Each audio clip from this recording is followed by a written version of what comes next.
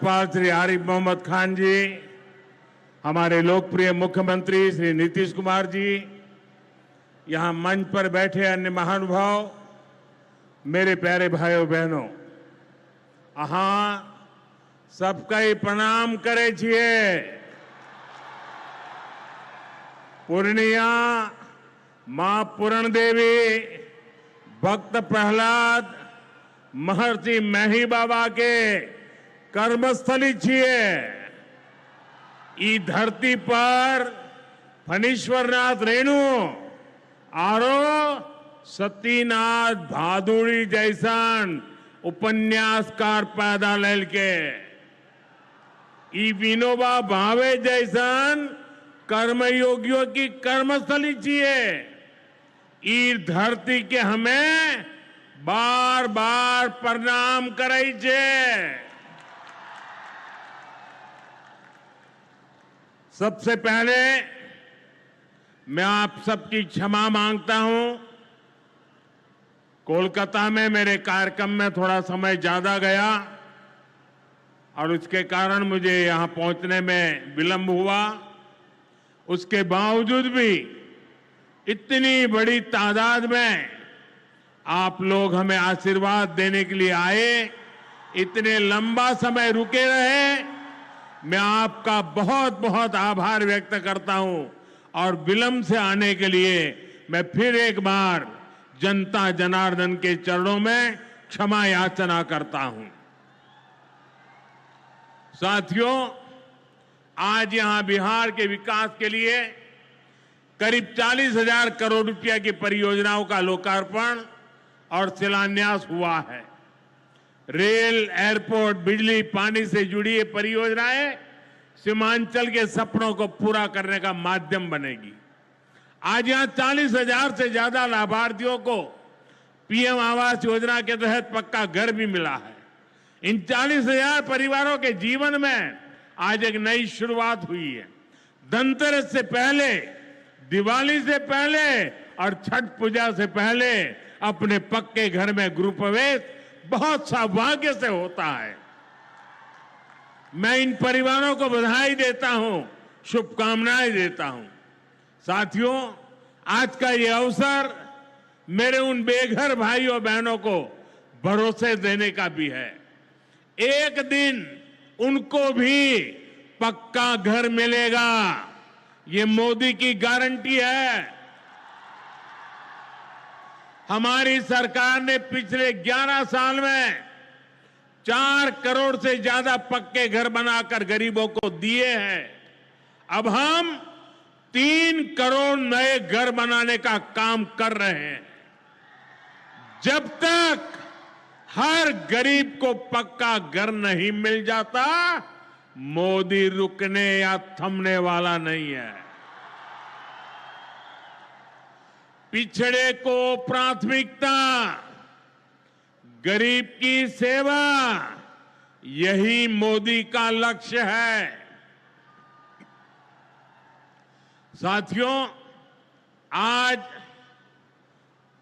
Sir M Visvesvaraya जी की याद में हम इंजीनियर्स डे मनाते हैं। विकसित भारत, विकसित बिहार के निर्माण में इंजीनियर्स की बहुत बड़ी भूमिका है। मैं देश के सभी इंजीनियर्स को आज के दिन की बहुत बहुत बधाई देता हूं, अपनी शुभकामनाएं देता हूं। इंजीनियर्स का परिश्रम, उनका कौशल आज के इस कार्यक्रम में भी दिख रहा है। पूर्णिया एयरपोर्ट की टर्मिनल बिल्डिंग रिकॉर्ड 5 महीने से भी कम समय में बनाई गई है। आज इस टर्मिनल का लोकार्पण हुआ है। पहली कॉमर्शियल फ्लाइट को हरी झंडी भी दिखाई गई है। और हमारे एविएशन मिनिस्टर श्रीमान नायडू जी भी हमारे बीच है। उनके लिए भी जरा ताली बजाइए। यहीं से हवाई जहाज उड़ा रहे हैं वो। नए एयरपोर्ट की वजह से अब पूर्णिया देश के एविएशन मैप पर आ गया है। अब देश के बड़े शहरों से, बड़े व्यापारिक केंद्रों से पूर्णिया और सीमांचल की सीधी कनेक्टिविटी होगी। साथियों, एनडीए सरकार द्वारा इस पूरे क्षेत्र को आधुनिक हाईटेक रेल सेवाओं से भी जोड़ा जा रहा है। आज भी मैंने वंदे भारत, अमृत भारत पैसेंजर ट्रेन को हरी झंडी दिखाई है। आज अररिया गलगलिया नई रेल लाइन का उद्घाटन हुआ है। विक्रमशिला कटरिया नई रेल का शिलान्यास भी किया गया है। साथियों, कुछ दिन पहले ही भारत सरकार ने एक और बड़ा निर्णय लिया है।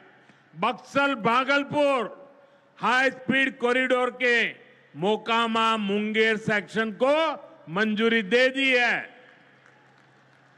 इससे मुंगेर, जमालपुर, भागलपुर जैसे इंडस्ट्रियल हब को बहुत फायदा होगा। सरकार ने भागलपुर, दुमका, रामपुर हाट रेल लाइन के दोहरीकरण को भी मंजूरी दे दी है। साथियों, देश के विकास के लिए बिहार का विकास जरूरी है और बिहार के विकास के लिए पूर्णिया और सीमांचल का विकास जरूरी है। आरजेडी और कांग्रेस की सरकारों के कुशासन का बहुत बड़ा नुकसान इसी क्षेत्र को उठाना पड़ा है, लेकिन अब एनडीए सरकार स्थिति बदल रही है।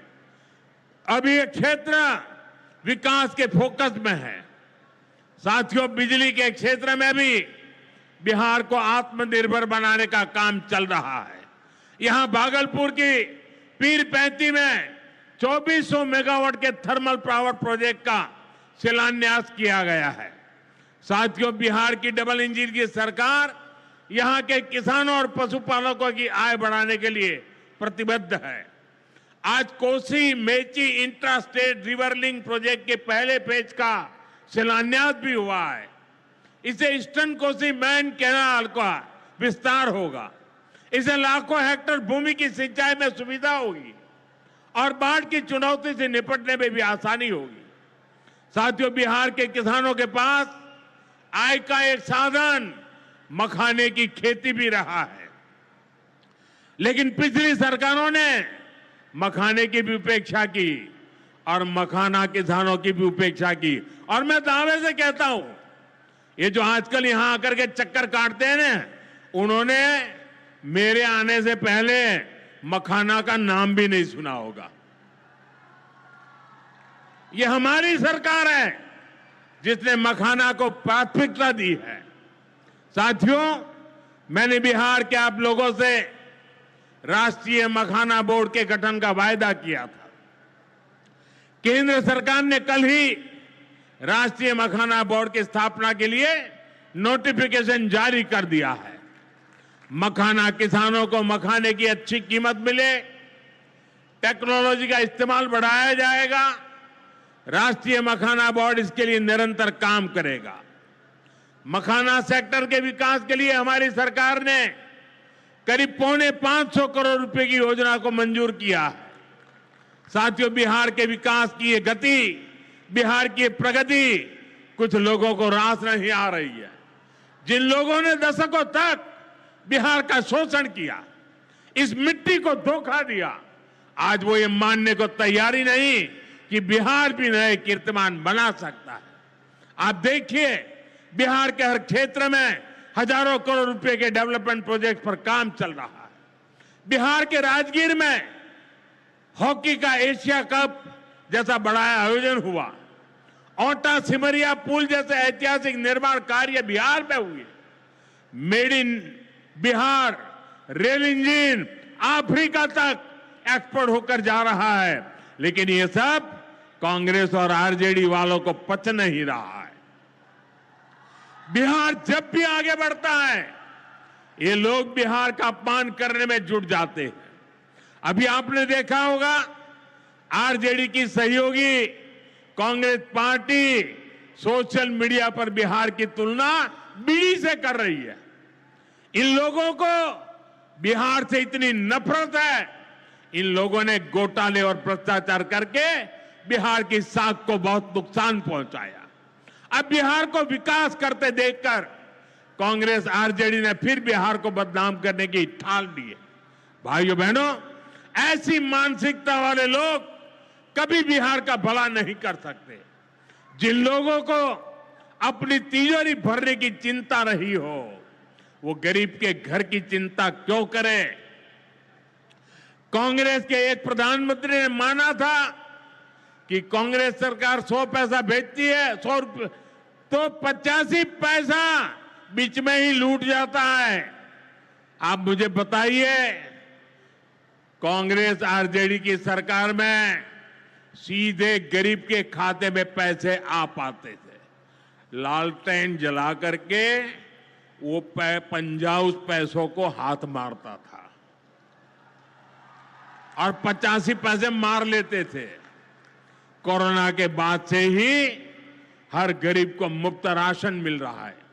क्या कांग्रेस आरजेडी की सरकार में आपको मुफ्त अनाज मिल पाता क्या?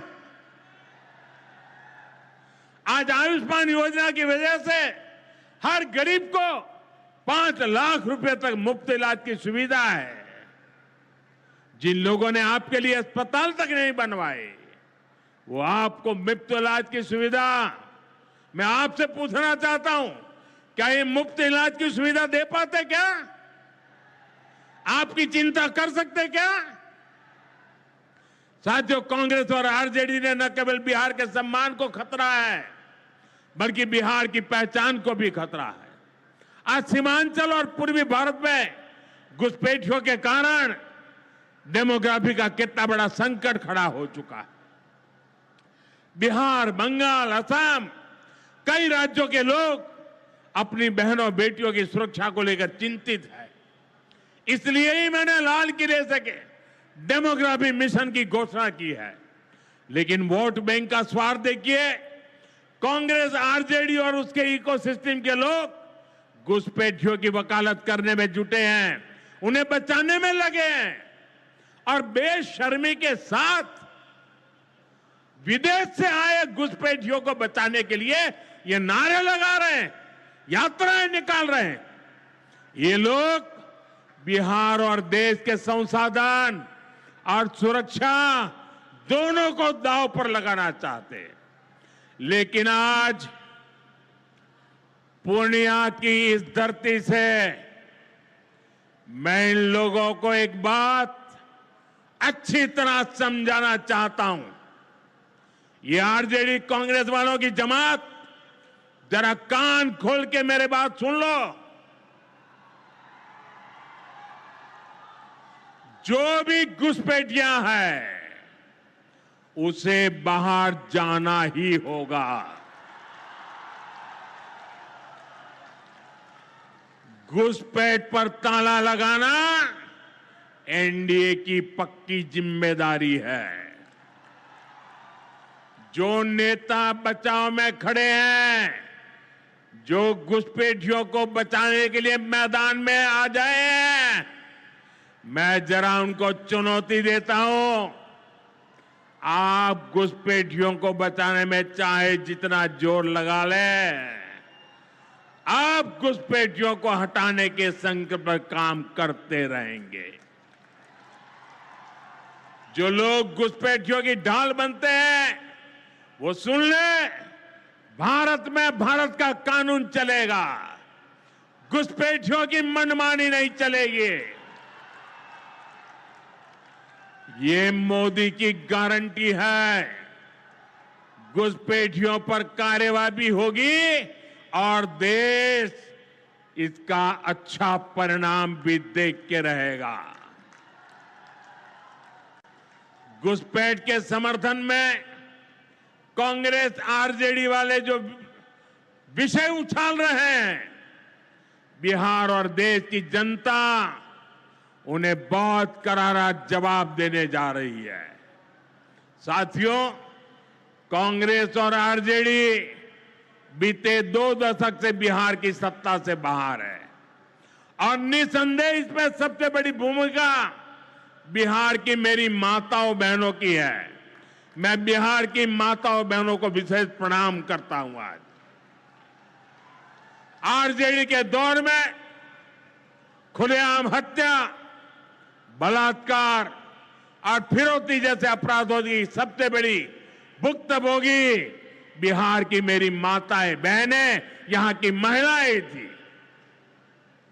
डबल इंजन सरकार में वही महिलाएं लखपति दीदी और ड्रोन दीदी बन रही है। ड्रोन दीदी बनाने का काम आज हम कर रहे हैं। सेल्फ हेल्प ग्रुप्स के जरिए महिलाएं इतनी बड़ी क्रांति कर रही है। खासकर नीतीश जी के नेतृत्व में यहां जीविका दीदी अभियान की सफलता को अभूतपूर्व रही है। पूरे देश के लिए बिहार प्रेरणा है। साथियों, आज भी यहां लगभग 500 करोड़ रुपए का कम्युनिटी इन्वेस्टमेंट फंड